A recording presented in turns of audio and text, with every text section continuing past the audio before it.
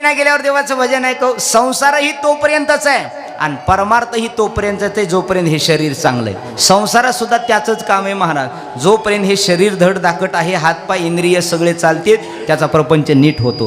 परमार्थही नीट करायचा असेल तर त्याचाच होतो बरं. नाही तर इथं आल्यावर बरेच माणसं दुसऱ्याच माणसाला नीट करतात. त्याला ऐकू येत नाही, ह्याला सुधरत नाही, ते त्याचं सोडित नाही. पर बनवून आणली कशासाठी? कीर्तनासाठी. ऐकू येण्या गेल्यावर माणसाला परमार्थाचा नाद आहे. नाही महाराज, जवळ हे सकळ सिद्ध आहे, हात चालावया पाय, परमार्थ तोपर्यंत आहे. काला करायचा म्हणजे देवाचं भजन आहे. कधी करणार देवाचं भजन? गोड तुकडोजी महाराजाचा अभंग आहे बघा.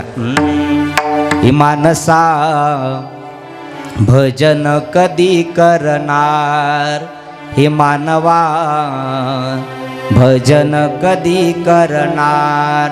बालपण गेले तरुणपण आले, बालपण गेले तरुणपण आले, वृद्धपण येणार. हे मानवा भजन कधी करणार, हे मानसा भजन कधी करणार. बघता बघता माता गेली, पिता गेला, आपणही जाणार. हे मानसा भजन कधी करणार, हे मानवा भजन कधी करणार. कधी भजन करणार? अल्प आयुष्य मानव देह, शत गणिले ते अर्धरात्र काय, त्यामध्ये बालत्व पिरा रोग शय, मग काय भजनाशी उरली ती पाहेगा. काला आहे का?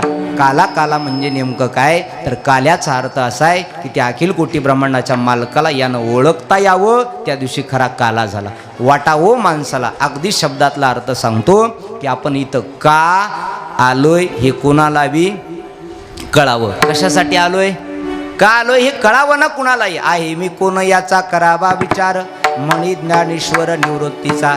मी कोण आहे ना आलोय कशा करता हे कळावं. पण माणसं फक्त येतात कशा करता? प्रसाद आहे ना आज. कशाचा? काल्याचा. आलोय कशासाठी? बरं, आज काला म्हणजे पूर्णविराम आहे. थोडक्यात काला काला म्हणजे पूर्णविराम आहे.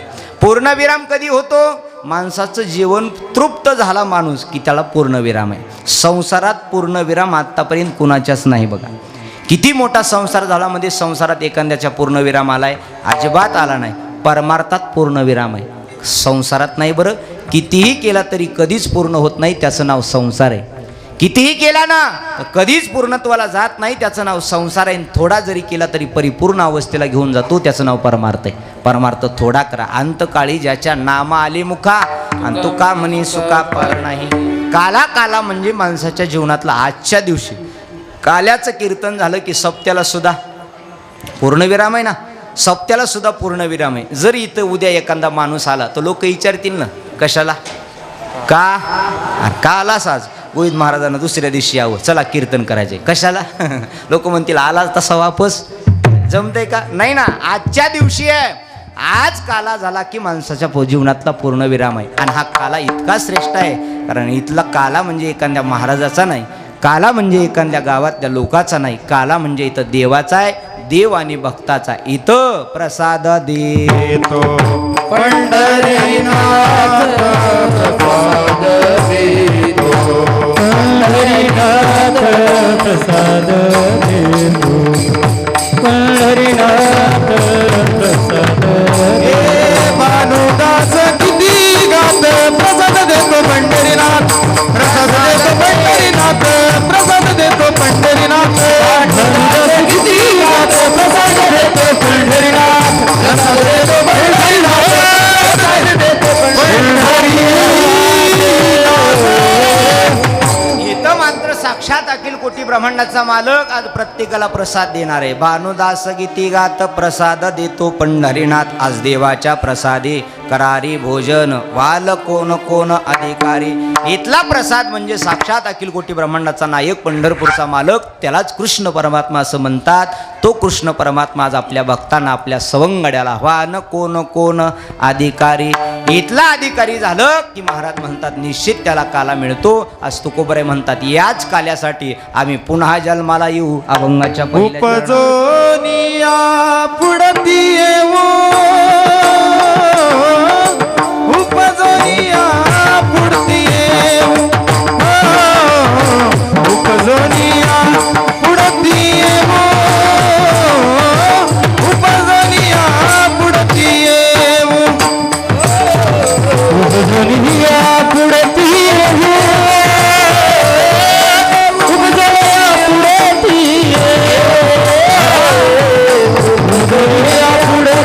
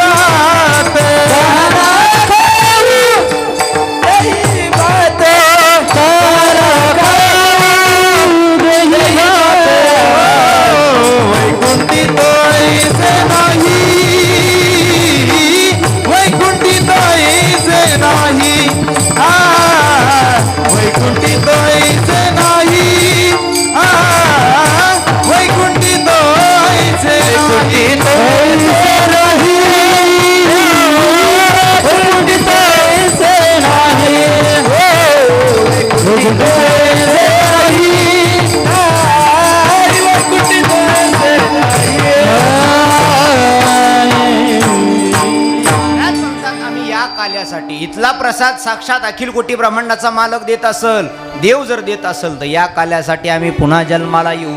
पुन्हा जन्माला येऊ म्हणण्याचा अर्थ तुकोबराय अगोदर होते. हो 100% तुकोबराय जे जे झाले अवतार तुका त्यांचे बरोबर प्रत्येक अवतारामध्ये तुकोबराय होते. म्हणून तुकोबराय पुन्हा म्हणतात उपजोनिया पुढती येऊ, काला खाऊ दही भात देवा आम्ही पुन्हा जन्माला येऊ. एकड तुकोबराय म्हणतात या गर्भयातनेचं दुःख नकोय आम्हाला.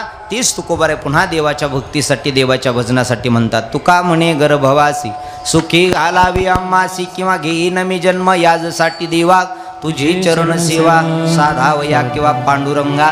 देवा तुझं भजन होत असेल, तुझा काला मिळत असेल तर आम्ही पुन्हा पुन्हा जन्माला येऊ. एकदा जन्माला येण्याचं दुःख कितीतरी अनंतपटीनं सांगितलंय, पण तरी तुकोबराय म्हणतात आम्ही पुन्हा जन्माला येऊ. कशासाठी तर काला खाण्यासाठी येऊ. काही लोकांनी तुकोबरायला प्रश्न केला, महाराज तुम्ही जिथं राहता तिथं काला मिळत नाही का? महाराज म्हणले जर तिथं काला असता तर इथं आलो नसतो. काला काही ठराविक ठिकाणी सांगितलंय बघा. जिथं देवाचं नामचिंतन होत असेल, जिथं ज्ञान यज्ञ होत असेल तिथंच काला मिळतो. कुठंही काला मिळत नाही. एरवीचे कीर्तन आपल्याला कुठंही ऐकता येतील, कुठंही ठेवता येतील, काहीही निमित्तानं ठेवता येतील. एक जणानं काल्याचं कीर्तन ऐकलं आणि घरी गेला आणि त्याला वाटलं आपल्याला कीर्तन ठेवायचं आहे. दुसऱ्या दिवशी महाराजाला फोन केला, म्हणे महाराज कीर्तन ठेवायचं आहे तुमचं. म्हणलं कशासाठी कीर्तन ठेवायचं? ते म्हणलं उगच ठेवायचं आहे. मनात आलंय काय करावं, कीर्तन ठेवा, उगच ठेवा. उगच ठेवता येईल का? ठेवता येते का? बरं ठेवलंच उगच कीर्तन. एक जणानं कुक्कुटपालन असते ना, कुक्कुटपालन, मला फोन केला परळी, आणि कुक्कुटपालन त्याला टाकायचं होतं. आणि त्यानं म्हणलं महाराज मी जरा परमार्थिक आहे. आणि परमार्थिक असून काय करायला आहे? मी जरा परमार्थिक आहे. कुक्कुटपालन आपलं जवळ आहे पुरळीचा, तुम्हाला पत्ता देतो, पुन्हा त्याला फोन लावून विचारा. उद्घाटन करायचंय पण कीर्तन ठेवून करायचं आहे. कीर्तन ठेवून करायचं म्हणल्यावर मी म्हणलं आतापर्यंत असा तर अभंग ऐकला नाही. कसा? कोंबडीच्या उद्घाटनाचा ठेवील ते कीर्तन, पण त्या कीर्तनाला अभंग कोणता घ्यावं? कशाच्या? आता जिथं कोंबड्याचं उद्घाटन आहे तिथं अभंग कोणता घ्यावा? असा तर अभंग लिहिलाय का? अजिबात नाही ना. कुठंही काल्याचं कीर्तन करता येतं का? अजिबात नाही. बरं कुठंही कशाही निमित्तानं कीर्तन ठेवता, आता ठेवायला लागली लोक सोडून द्या, पण कुठंही काहीही कीर्तन ठेवता येत नाही, करताही येत नाही. आणि त्यातले त्यात काल्याचं कीर्तन करायचं असेल तर नाम सप्ताहच लागतो, यज्ञच लागतो. जर यज्ञ असेल, नाम सप्ताह असेल तरच काल्याचं कीर्तन आहे. आज तुकोबराय म्हणतात आम्ही मोप वैकुंठात राहणार आहे, पण वैकुंठात असताना सुद्धा आम्हाला तिथं काला मिळत नाही, म्हणून इथं यावं लागतं. वैकुंठितो ऐसे नाही कवळ काही काल्याचे. वैकुंठात ते नाही आहे, कारण संत साधू संत महात्मे आम्ही वैकुंठवासी आलो याची कारणासी. आम्ही वैकुंठातले आहे, पण वैकुंठातले जरी असो तरी देवा एक तर समाजानं सगळ्या संत महात्म्याला शेवटच्या टोकापर्यंत दुःखच दिलं, पण तरी संत महात्म्याने या जगावर उपकारच केला, त्यांना संत म्हणतात. शेवटच्या टोकापर्यंत तुकोबरायचं जीवन पहा, ज्ञानोबरायचं जीवन पहा, होते तोपर्यंत लोकांनी त्रासच दिला. आणि त्यातले त्यात आणखी सांगतो, आपण तर महाराष्ट्रातही राहणार आहे, महाराष्ट्राचं सौभाग्य असे. स्वर्गीय सिंधुताई आई सपकाळ असं म्हणायच्या, अनाथाच्या आई ज्यांना म्हणल्या जाताना, त्या आई अशा म्हणायच्या, महाराष्ट्रात मोठं व्हायचं असेल तर अगोदर मरावं लागतं. जिथं मेल्यानंतर माणसं मोठी होतात त्याला महाराष्ट्र म्हणलं जातं. मेल्यानंतर बरं, जिवंतपणी इथं लोक चांगलं म्हणणारच नाहीत. असं म्हणलं जातं बघा, निंदा उसी की होती है जो जिंदा होते है, मुर्दों की को सिर्फ तारीफ होती है. निंदा त्याची होल्या जातं, नावं लोक त्याला ठेवल्या जातात की जो जिवंत आहे. मेल्यावर माणसं म्हणतात जाऊ द्या चांगला होता, मुर्दों की को सिर्फ तारीफ होती है. संसारात आलाय ना गड्या, तर आल्यानंतर हा काल्याचा प्रसाद कुणालाही मिळत नाही. वैकुंठित वैसे नाही कवळ काही काल्याचे, मिळालेला प्रसाद एकमेका देऊ मुखी, सुखी घालू हुंबरी. काला इथं मिळाला ना, तर मिळालेला काला आपण आपल्या पुरता मर्यादित न ठेवता, आपल्या माता माऊल्या सुद्धा बघा, आता ही काल्याचा प्रसाद आहे इथलं, हे काल्याचा प्रसाद फोडल्याबरोबर ते मडकं ना मडकं, त्या मडकं घेण्यासाठी खूप तळमळ असते माणसाची. कशासाठी घेतात मडकं सांगतो तुम्हाला ऐका. या मडक्याचा हेतू असा असताय, या गाडग्याचा हेतू असा, या प्रसादाचा हेतू असा आहे, ज्याला काही मातीचं हे थोडंफार मडकं मिळालं त्याच्या घरामध्ये धनधान्य संपत्ती भरपूर येते. गुडघे दुखत असले तर ते मडकं काढायचं, गुडघ्याला लावायचं, मग तर काहीच खरं नाही. हो, खाली बसलेले सावध बसा. असं काही होत नाही बरं, असं काही होत नाही, नाही तर तेवढंच खरं धरता. विठाला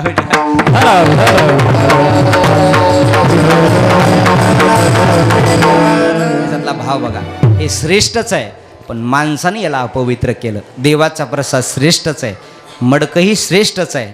ज्ञानोबरायच्या वारीत आपण जातो बघा, त्या रिंगणात घोडा फिरल्यानंतर त्या घोड्याच्या माती पायाची उचलतात. काही जणांनी घोडे तुडवून मेले माणसं, तरी ती माती सोडीना. मेले असं काही होत नाही. फक्त भाव अंतकरणात शुद्ध ठेवा. भाव शुद्ध झाला ना, तर मडक्यातला देव काय, घरातला देव, मंदिरातला देव तुम्हाला मिळाल्याशिवाय राहणार नाही. पण माणसं वेडी भावना काही लोकांची झाली, असं केलं म्हणजे ते होईल आणि ते केलं म्हणजे होईल, असं काही होत नाही. फक्त एक वाक्य सांगतो, तुमचं लेकरून नाही का, तुमचं कर्म श्रेष्ठ ठेवा, तुम्ही चांगलं वागा, देवाच्या बापाच्याही मनात आलं तर वाटोळं करू नका. बाकी काही करण्याची गरज लागत नाही. हे देवाचं भजन पूजन या मनाला समाधान करण्याकरता करायचं. कर्म चांगलं केलं ना की बाकी कुठल्या देवाच्या पाया पडायची गरज नाही, कुठल्या महाराजाच्या पाया पडायची गरज नाही. कर्म कर्म जर चांगलं केलं ना, मन चंगा तो कटोत में गंगा. मन चांगलं असेल तर सगळ्या गंगा आपल्या जवळच आहे, आणि मनच चांगलं नसेल तर गंगेत नेऊन ह्याला 8 घंटे बुडविलं तर काय उपयोग होणार आहे का? नाही. निर्मळ जीवन आणि काय करील साबून. फक्त मन शुद्ध ठेवा. मन करारे प्रसन्न, सर्व सिद्धीचे कारण. मन चांगलं झालं की परमार्थ सिद्धीला जातो आहे का. महाराज म्हणतात हा मिळालेला प्रसाद आहे, पण लोकांनी इतकं विचित्र केलं या प्रसादाचं सुद्धा. परमार्थ करावा माणसानं. परमार्थ आपल्यासाठी करायचा का लोकाला दिसण्यासाठी करायचा? हो बोला ना, कशासाठी? आपल्यासाठी करायचा. बघा माझं वाक्य ऐका, आपल्यासाठी परमार्थ करायचा. पण सध्या लोक आपल्यासाठी करतात का दिसण्यासाठी करतात? वा, किती गोड उत्तर आहे. खरं बोलायला बरं तुमच्या गावची लोक. दिसण्यासाठी लोक परमार्थ करायला लागली. अरे दिसणार तो माणसाला आहे, माणसाला दिसण्यापेक्षा कधी देवाला दिसावं आपलं.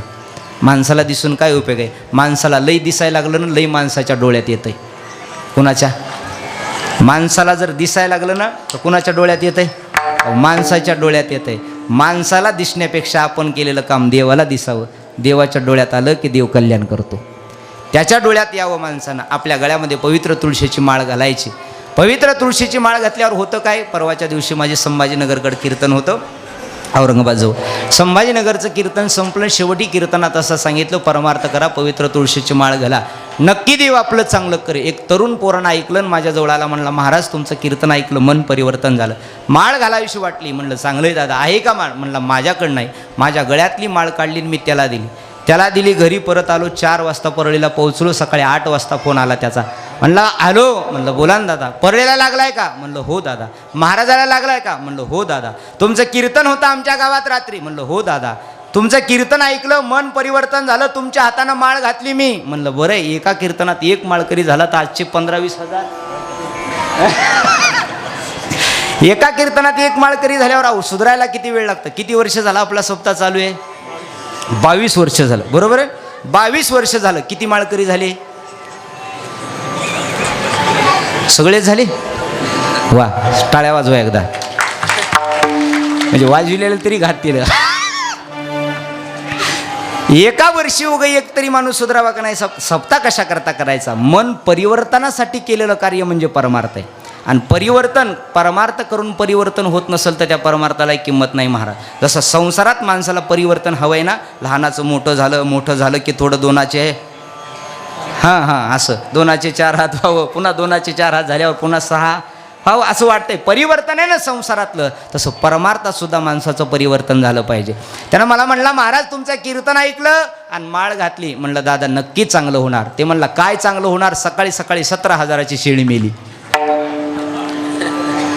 रात्री माळ घातली आणि सकाळी 17,000ची शेळी मेली. मी म्हणलं ते शेळी मरण्याचं आणि ह्या माळ घालण्याचा काही संबंध आहे का? पण नाही, लोक इतके चॅप्टर आहे, लोकाला वाटतं आज आम्ही देवाच्या दरबारात आलो, देवानं माझं लगेच चांगलं करावं. असं कोणाच्याच बापानं होत नाही. आपण सगळे शेतकरी पेरल्यावर लगेच दुसऱ्या दिवशी काढायला जातात का? जातात का? वाट बघावं लागेल ना. तिळ तिळ पुण्य साचा पडे, तिळ तिळ पुण्य जर साता आहे, बहुता जन्मी जोडे. अनेक जन्माची जन्मोजन्मी आम्ही बहु पुण्य केले आणि तेव्हा या विठ्ठले कृपा केली. पण माणसं इतके चॅप्टर आहे. एकदा येड्याच्या दवाखान्यात एक येडं भिंतीला कान लावून बसलं. रोज त्याचा नियम असायचा, जेवायचं आणि भिंतीला कान लावून बसायचं, जेवायचं आणि भिंतीला कान. त्याला दुसरा काही उद्योगच नव्हता. त्या डॉक्टरला वाटलं ही येडं कसलं असलंय. रोज 6 महिने झालं उठतंय भिंतीला कान लावून बसलंय. कुणाचा होता डॉक्टर ती? हां, हे महत्वाचं आहे बरं. येड्याच्या डॉक्टरला वाटलं ही येडं, भरपूर येडे आहेत आपल्या दवाखान्यात, पण याच्यासारखा कोणी नाही. म्हणे का? हे रोज उठतंय, जेवतंय आणि भिंतीला कान लावून बसतंय. डॉक्टरनं ऐकलं होतं पांढऱ्या केसावाल्याचं की भिंतीला सुद्धा कान, ऐका बरं का, भिंतीला सुद्धा कान असतात. या डॉक्टरला वाटलं या भिंतीतून तर गणेश बा, भिंतीतून तर काय ऐकायला येत नसेल. डॉक्टर ते येडं गेलं जेवायला आणि डॉक्टरच खुर्चीहून उठलं आणि भिंतीला कान लावून बसलं. 1 घंटा झालं. 1 घंट्यानंतर ते येडं जेवण करून परत आलं आणि जेवण करून परत आलं. डॉक्टरला राग आला. डॉक्टरला म्हटलं या येड्यामुळं 1 घंटा माझा वया गेला. उठलं जोरात चापट मारली. जशी चापट मारली तसं ते येडच होतं, हसायला लागलं. हसता हसता या डॉक्टरला तर जास्तच राग आला. रागाच्या भरात डॉक्टर म्हणायला लागला, अरे किती मूर्ख आहेस, 1 घंटा झालं भिंतीला कान लावून बसलो, काहीच ऐकाय आलं नाही याच्यातून. ते येडं हसत हसत म्हणलं, मला 6 महिन्यात काही आलं नाही, तुला 1 घंट्यात 6 महिन्यात मला काही याच्यातून ऐकायला नाही. आणि 1 घंट्यात तसं काही निस्ते माळकरी झालेत. आणि आले की वाटतंय महाराज देवानं आमचं कल्याण करावं. निस्तं कल्याण नाही, देव आमच्या घरचा नौकर व्हावा, एवढा येडा आहे ते. चतुरातो शिरोमणी गुण लावण्याची खाणी. ऐका, आलाय ना काल्याच्या कीर्तनाला, काला काला काला म्हणजे तरी नेमकं काय करायचं? आपण आयुष्यभर निसता कालवाच केलाय, काला कधी केलाच नाही. काला करायचा आहे ना, एकांतात निवांत जा आणि त्या देवाला सांगा, देवा तुझ्याशिवाय माझं कुणी नाही रे. जसं शेवटची वेळ आल्यावर माणसं म्हणतात, देवा खरं आहे तुझ्याशिवाय या जगातामध्ये आमचा कुणीही आधार नाही. घरातली परिवारातली माणसं तिथपर्यंत जाण्याकरता साथ देत नाहीत, पण देवा तू साथ आतापर्यंत दिली आम्हाला, तुझ्याशिवाय देवा दुसरं आमचं कुणी नाही. असं ज्या दिवशी म्हणलात ना, त्या दिवशी खरा काला आपल्या जीवनाचा झाला. खरा काला त्या दिवशी आपल्या जीवनातला मिळाला, तो सार्थक झालं. आज महाराज म्हणतात तो काला करायचा आहे. तू का म्हणे वाळवंट बरवे नीट उत्तम, ते काला चांगला आहे की ज्या संतांच्या सानिध्यात जाता आलं माणसाला, जीवात्म्याला संतांच्या सानिध्यात जाता आलं की त्याला परमार्थ कळतो, परमात्मा कळतो. आणि परमार्थ कळाल्यानंतर खरं हेतू त्याच्या जीवनाचा कळतो. पण ते वाळवंट कसं असावं ऐका, ते वाळवंट सोडून द्या. या हृदयरूपी वाळवंटाचा थोडासा विचार करा. ऐका, या हृदयरूपी वाळवंटामध्ये खूप काही कचरा भरलेला आहे. या वाळवंटात खूप काही कचरा भरलेला आहे. कामाचा कचरा आहे, क्रोधाचा कचरा आहे, लोभाचा आहे, मत्सराचा आहे, दंभाचा आहे, अहंकाराचा आहे. हे कचरा थोडासा बाजूला काढा. हे कचरा बाजूला काढला की ओनी गोपाळ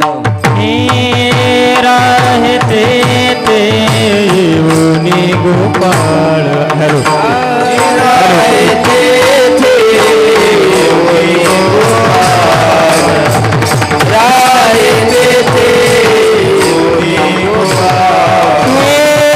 तुका म्हणे चित्त कर निर्मळ, हे होनी गोपाळ राहते ते, हे होनी गोपाळ राहते ते.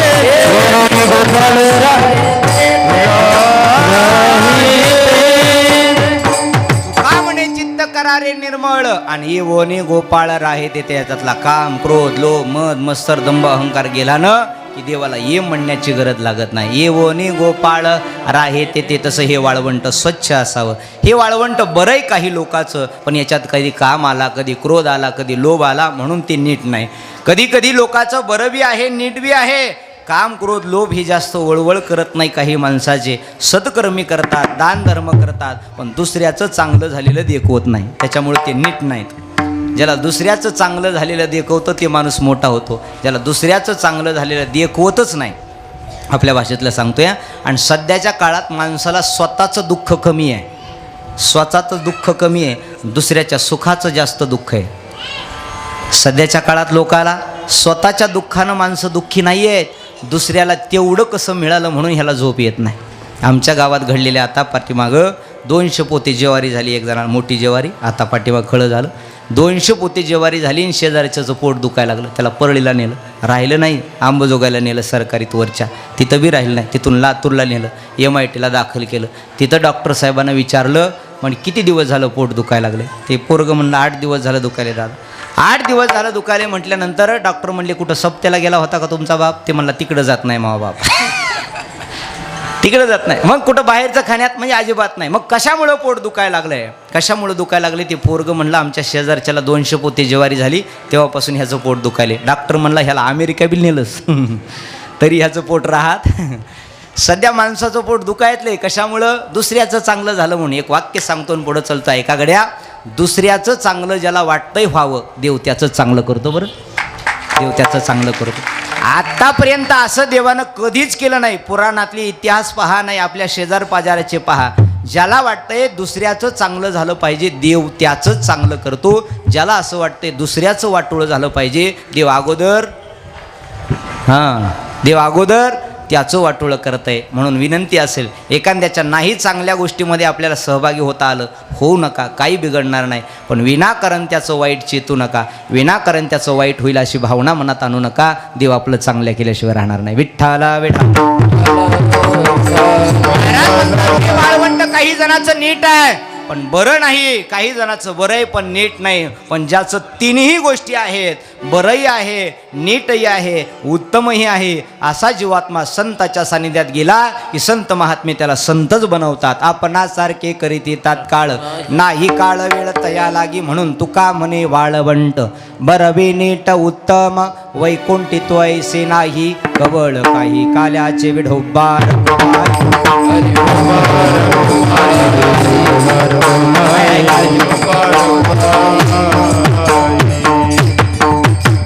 काळजी करू नका, आता सुटत नाही. आता शिकता अर्ध झालंय. किती झालंय आता? 11 ते 1 अर्ध आणि 1 ते 3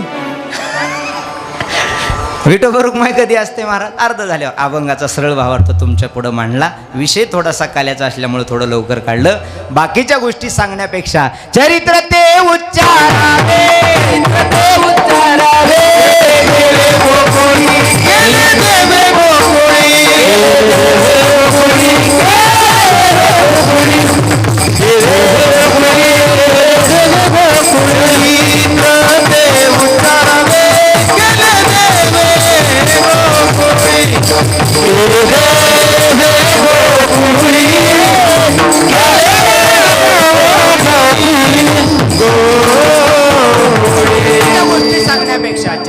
उच्चारावे. देवे केले गोकुळे, गोकुळे केले देवे, ते चरित्र उच्चारावे. आचरण करायचं नाही. आचरण करायचं असेल तर प्रभू रामचंद्राचं चरित्र आहे. फक्त कृष्ण परमात्म्याच्या चरित्राचं उच्चारण करायचं. पण माणसं इतके चॅप्टर आहे, ज्याचं आचरण करावं ते करीत नाही आणि ज्याचं करू नये त्याचं केल्याशिवाय राहत. तर एकच लक्षात आहे, भागवत कथा आपण ऐकली असेल, लोकाच्या कृष्ण परमात्म्याचं चरित्र म्हणलं की सगळ्यात मोठं एकच लक्षात आहे, देवानं 16,100 वा तुमचे आहे 16,108 बायका केल्या. आम्ही 1-2 केल्या तर काय होतं, एकीनच बडगड्या मोडल्या. बरं आता दुसरी एक तर भेटच ना. आता लोक कीर्तनाला गेले की काहीच विचारिनात. अमृत महाराज लोक म्हणाले तिकडं आहे का बघा.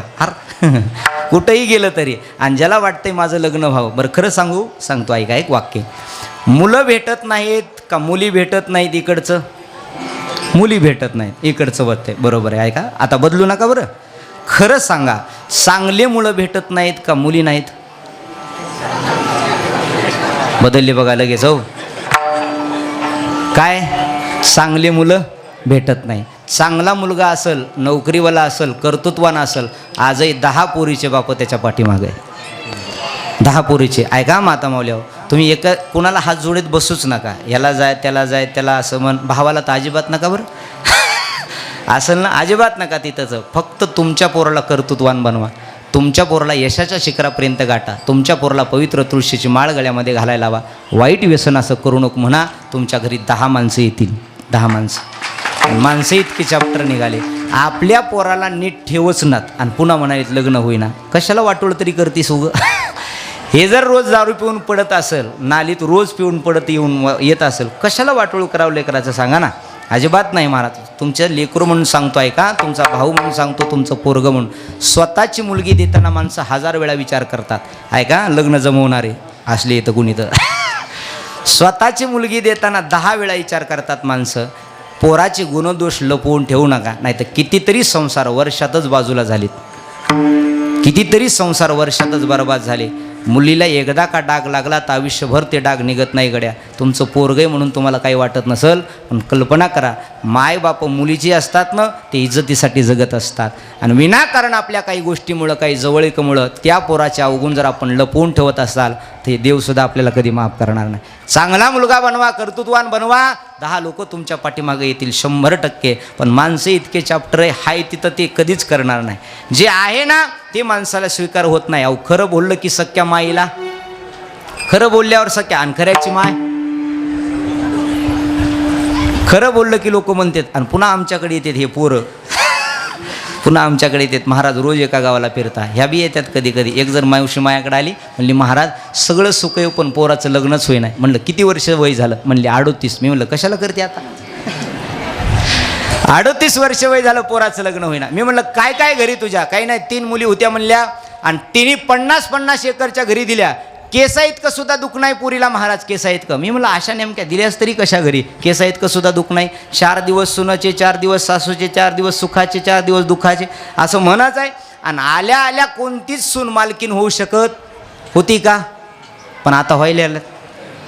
आता पूर्वीचा काळ होता, एखाद्या मुलीचं लग्न जमलं की त्या मुली लग्न जमलेला भीत होत्या. मला जिच्या घरात जायचंय ती सासू कशी असेल म्हणून भीत होत्या का नाही पूर्वीच्या? आता कोण भीत आहे? वा. आता कोण भ्यायला लागले? अहो सासू भ्यायला लागली. ती येणारी घरात कशी येते की तिनं ठुलं तर बरं आहे, नाही तर ज्ञानबा तुकाराम.